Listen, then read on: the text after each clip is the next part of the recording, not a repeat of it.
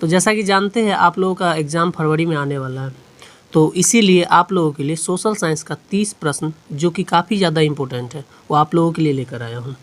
और इसके साथ साथ आपको प्रत्येक प्रश्न को एक्सप्लेन करके समझाया जाएगा, जिससे आपको और ज़्यादा नॉलेज। और हाँ, आप अगर हमारे चैनल पर नए हैं तो आप हमारे चैनल को सब्सक्राइब ज़रूर करें, क्योंकि आपके एग्ज़ाम होने तक बहुत सारे ऐसे प्रश्न करवाए जाएंगे जो आपके बोर्ड के लिए काफ़ी ज़्यादा इंपॉर्टेंट होंगे। मैं आगे बढ़ते हैं, जिसमें पहला नंबर प्रश्न है, फ्रैंकफर्ट की संधि कब हुई? फ्रैंकफर्ट की संधि कब हुई, जो कि काफ़ी ज़्यादा इंपॉर्टेंट क्वेश्चन है। ये कितनी बार पूछा गया बोर्ड में कि फ्रैंकफर्ट की संधि कब हुई।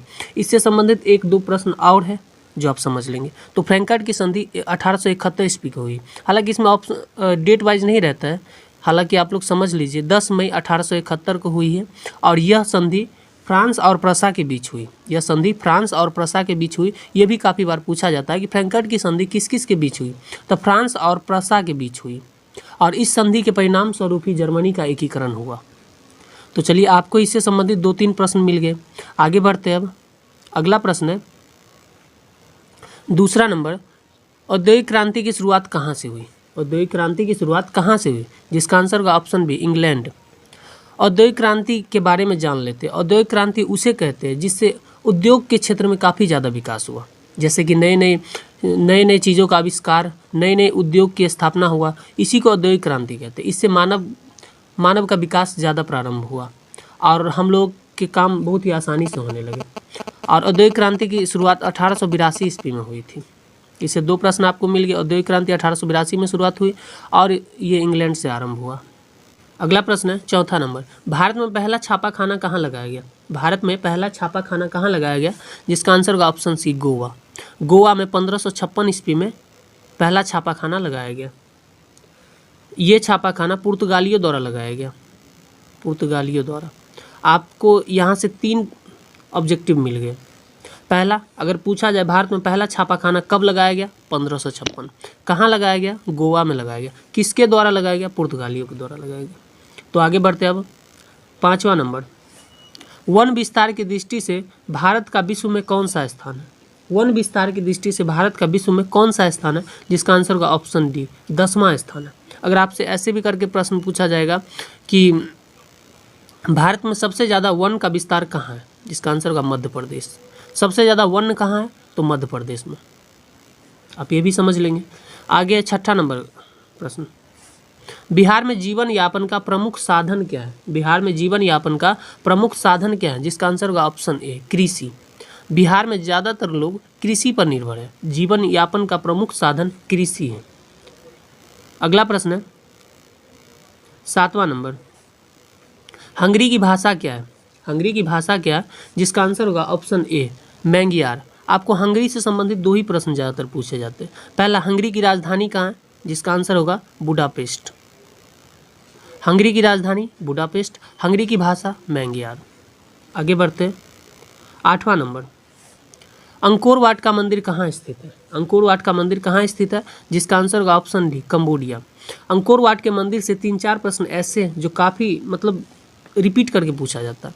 अंकोर वाट का मंदिर कहाँ स्थित है? कंबोडिया में। और इसकी स्थापना कब हुई? तो 12वीं शताब्दी। अंकोर वाट के मंदिर की स्थापना 12वीं शताब्दी में हुई। इसकी स्थापना सूर्यवर्मन द्वितीय ने की। सूर्यवर्मन द्वितीय ने की। अंकोर वाट के मंदिर की स्थापना 12वीं शताब्दी में हुई। इसकी स्थापना सूर्यवर्मन द्वितीय ने की और ये कंबोडिया में स्थित है। और आपसे ये भी पूछा जाए किस भगवान का मंदिर है, तो विष्णु जी का। इसमें विष्णु भगवान का मंदिर है। आपको अंकोर वाट से संबंधित जितने भी प्रश्न है ये यही है, आपको इसी में से एक न एक पूछा जाएगा। अगला प्रश्न है 9वां नंबर, पंचायती राज व्यवस्था की शुरुआत भारत में कहाँ से हुआ? पंचायती राज व्यवस्था की शुरुआत भारत में कहाँ से हुआ, जिसका आंसर का ऑप्शन है राजस्थान। पंचायती राज व्यवस्था की शुरुआत भारत के पहले प्रधानमंत्री पंडित जवाहरलाल नेहरू के द्वारा किया गया, जो कि राजस्थान के नागौर जिला से,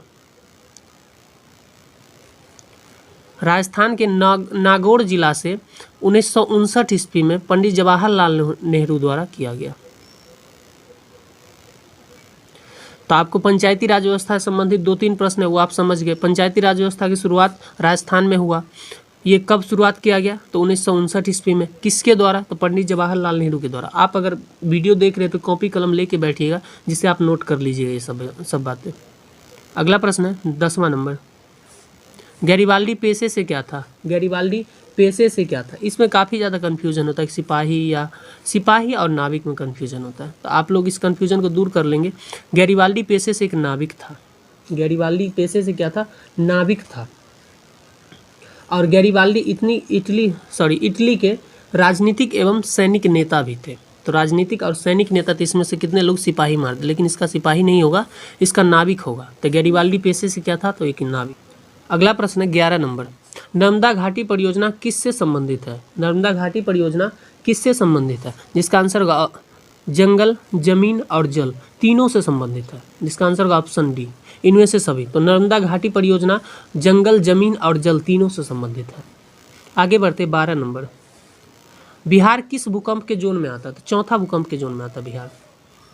आगे बढ़ते 13 नंबर।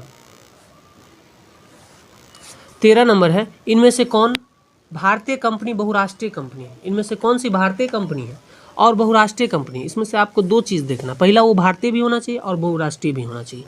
नोकिया, अगर नोकिया के बारे में थोड़ा सा समझ ले तो नोकिया फिनलैंड की बहुराष्ट्रीय कंपनी है, तो ये भारत की कंपनी है ही नहीं, तो ये आंसर होगा ही नहीं। अगला डाबर, डाबर भारत की कंपनी है और ये बहुराष्ट्रीय कंपनी है, तो जिसका आंसर होगा ऑप्शन बी, डाबर। इसके बाद अगर हम सैमसंग की बात करें तो सैमसंग बहुराष्ट्रीय कंपनी है, लेकिन ये दक्षिण कोरिया की कंपनी है, तो ये भी हमारा आंसर नहीं होगा, इनमें से कोई नहीं, ये तो होगा ही नहीं। तो आंसर होगा ऑप्शन बी, डाबर। डाबर भारतीय बहुराष्ट्रीय कंपनी है। आगे बढ़ते 14 नंबर, दमघोटू गैस किसे कहा जाता है? दमघोटू गैस किसे कहा जाता है? ऑप्शन है कार्बन मोनोऑक्साइड को दमघोटू गैस कहते हैं। इसको याद कर लेंगे, दमघोटू गैस किसे कहा जाता है? कार्बन मोनोऑक्साइड को।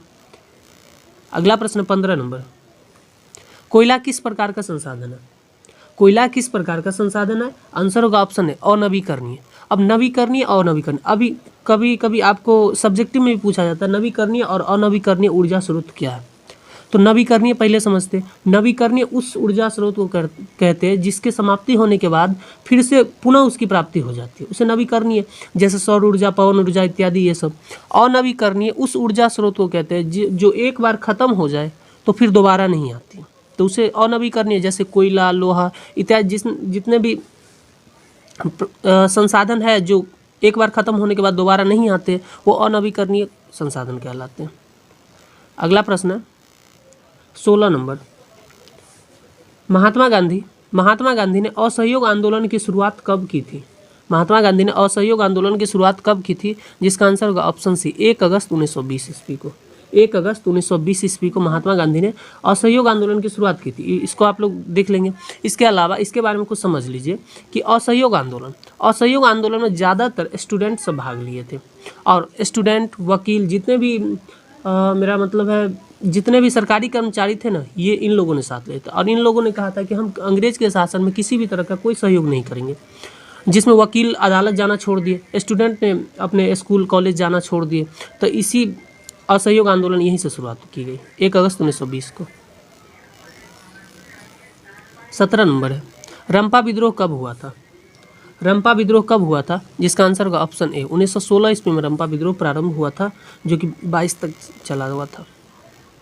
अगला प्रश्न 18 नंबर, लाल सेना का गठन किसने किया? लाल सेना का गठन किसने किया? आंसर होगा ऑप्शन सी, ट्रोट्स्की ने किया। ट्रोट्स्की रूस में किया था, लाल सेना का गठन किया था। अगला प्रश्न है 19 नंबर, भारत में सहकारिता आंदोलन कब प्रारंभ हुआ? भारत में सहकारिता आंदोलन कब प्रारंभ हुआ? ऑप्शन है 1904 ईस्वी में सहकारिता आंदोलन। इससे पहले आपको असहयोग आंदोलन था 1 अगस्त 1920। उसी तरह आप इसको भी पढ़ लेंगे, सहकारिता आंदोलन 1904 ईस्वी में प्रारंभ हुआ था। 20 नंबर, हिंद चीन में यहाँ कॉलोन नहीं होगा, यहाँ कोलोन होगा, आप लोग इसको लिख लेंगे। हिंद चीन में कोलोन किसे कहा जाता था? हिंद चीन में कोलोन किसे कहा जाता है? ऑप्शन सी, फ्रांसीसियों कहा जाता है, क्योंकि हिंद चीन में फ्रांसीसी लोग हिंद चीन पर अधिकार किए हुए थे, तो हिंद चीन में जितने भी फ्रांसीसी रहते थे उसको कोलोन कहा जाता था। अगला प्रश्न है 21 नंबर, भारत का सबसे बड़ा वाणिज्यिक बैंक कौन सा है? भारत का सबसे बड़ा वाणिज्यिक बैंक कौन सा है, जिसका आंसर होगा ऑप्शन सी, भारतीय स्टेट बैंक। भारतीय स्टेट बैंक वाणिज्यिक बैंक सबसे बड़ा है। अगर बात करें स्टेट बैंक की, तो स्टेट बैंक की स्थापना 1955 ईस्वी में हुआ था। इसका पुराना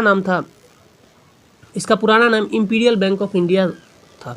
तो स्टेट बैंक की स्थापना 1955 ईस्वी में हुई थी। आपको बैंकों से संबंधित भी कुछ प्रश्न पूछे जाएंगे, जैसे पंजाब नेशनल बैंक की स्थापना कब हुई, 1895। सेंट्रल बैंक की 1911। भारतीय रिजर्व बैंक की स्थापना कब हुई, 1935। तो इससे संबंधित आपको प्रश्न पूछे जाते हैं, बैंक सब की स्थापना कब हुई, तो ये आप लोग देख लेंगे। अगला प्रश्न है 22 नंबर, सीमेंट उद्योग का प्रमुख कच्चा माल क्या है?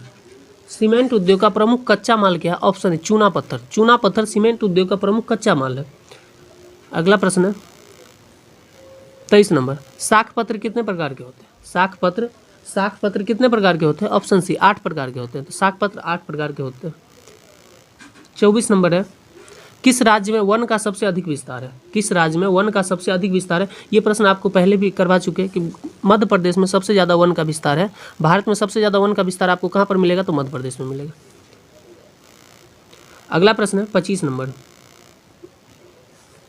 भारत का विभाजन का मूल आधार क्या था? भारत के विभाजन का मूल आधार क्या था? तो विभाजन भारत में किया गया वो धर्म के आधार पर किया गया। भारत का विभाजन जितना बार हुआ है सब धर्म के आधार पर इसका विभाजन किया गया। 26 नंबर, निम्नलिखित में से कौन खरीफ फसल है? निम्नलिखित में से कौन सा खरीफ फसल है? ऑप्शन सी चावल।